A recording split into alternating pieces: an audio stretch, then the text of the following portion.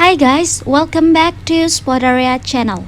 So today in this video, I'll show you how to add topics on Flipboard. But before you continue this video, I hope you like, comment and subscribe to support this channel, and don't forget to hit the notifications bell. So without any further ado, let's get started. First step, open the Flipboard apps on your phone. And now you just have to tap on the icon under the slice icon here.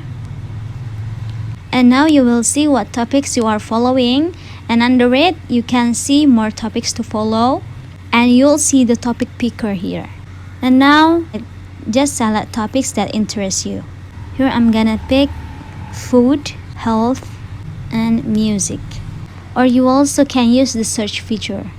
You just have to tap the column here, and I'm gonna search sports, and there are many options of sports.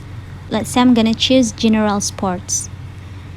If you're done, tap on done here in the right bottom of your screen, and if you're done and you think it's enough, you just have to tap on save in the bottom right in the corner of your screen, that the red button. It's done. You can see it again here. So yeah guys, just it from me. Thanks for watching this video.